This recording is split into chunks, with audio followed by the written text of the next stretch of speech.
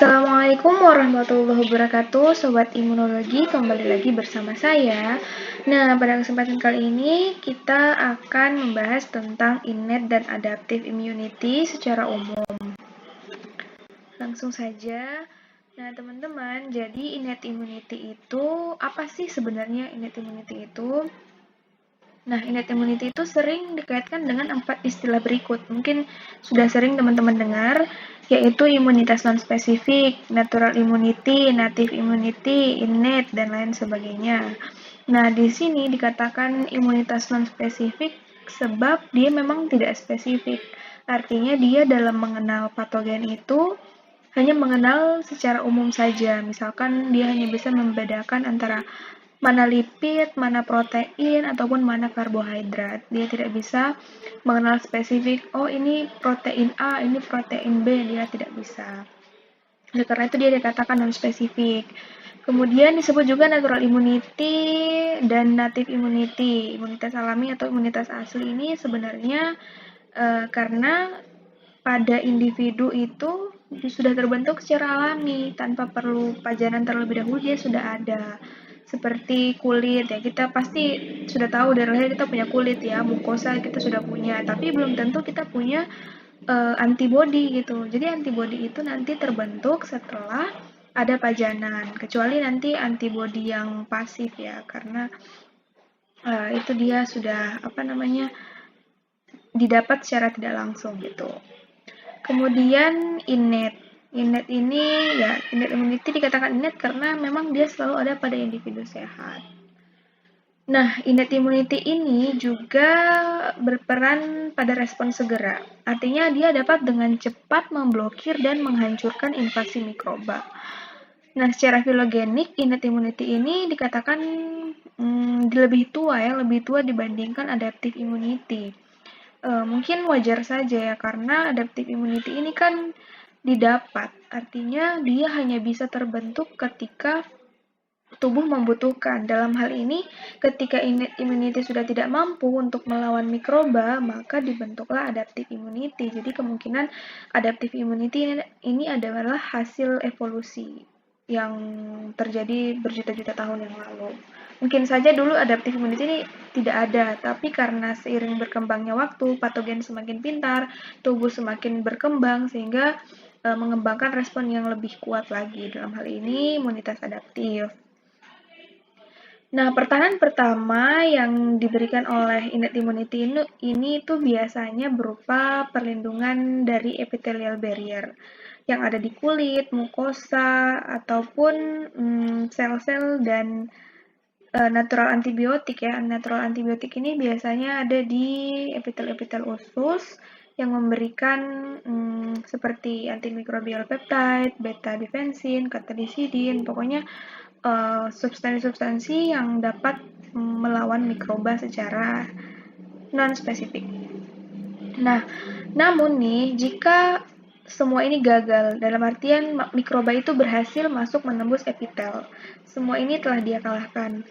Nah, di sini tenang, karena masih ada sel-sel yang berperan pada respon imun innate. Dalam hal ini sel fagosit, ada juga innate lymphoid cell, sel limfosit tapi yang bekerja pada kemudian ada natural killer, protein-protein plasma, dalam hal ini protein akut, ada juga komplement dan lain sebagainya. Jadi, kalau ada yang masih ingat, saya pernah jelaskan sebelumnya bahwa innate immunity itu ada beberapa lapisan. Lapisan pertama itu yang paling luar, berupa physical barrier, kulit, mukosa, masuk lagi lebih dalam sampai ke darah. Jadi, darah itu nanti ada sel-sel imun yang berperan, ataupun protein-protein fase akut.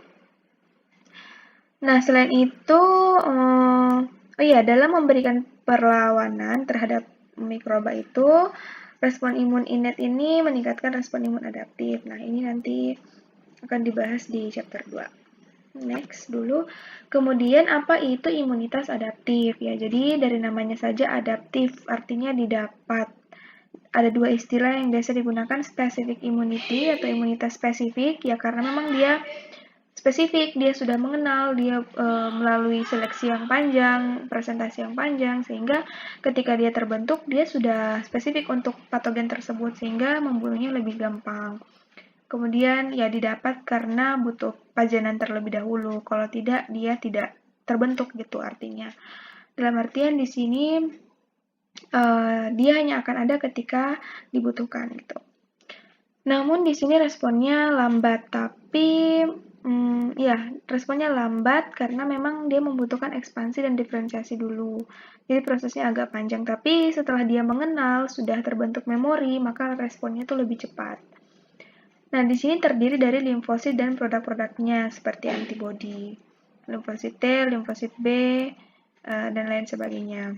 Nah, ini penting untuk pertahanan terhadap mikroba-mikroba infeksi ataupun yang patogenik ya, atau dalam hal ini mikroba-mikroba yang sudah tidak mampu dikalahkan oleh innate immunity kita.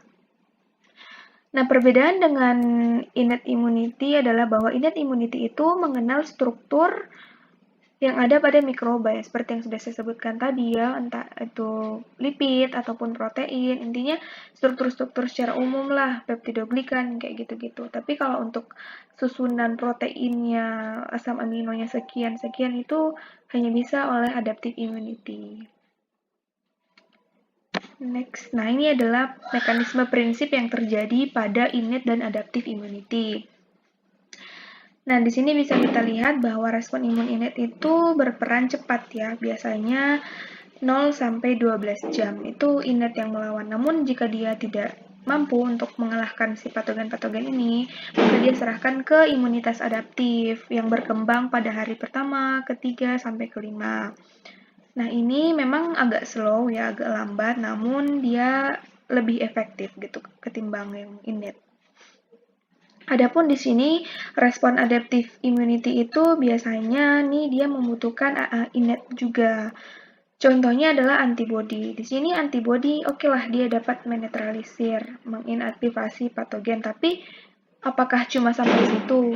Di sini dia harus dihilangkan gitu, dimusnahkan. Nah, di sini dia membutuhkan sel-sel fagosit yang mana itu adalah innate immunity.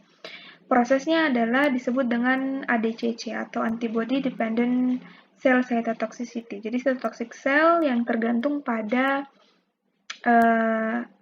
fagosit-fagosit ini. Karena di sini nanti untuk innate immunity sendiri biasanya dia mempunyai reseptor terhadap antibody ini sehingga mereka dapat berikatan dan memfagosit kompleks antigen antibody ini. Karena kalau tidak dibersihkan ya ini bisa menjadi autoimun nantinya gitu. Ya, adapun contoh untuk kerjasamanya nanti dibahas di chapter berikutnya. Cukup sekian, jangan lupa di like, di komen, dan di share. Wassalamualaikum warahmatullahi wabarakatuh.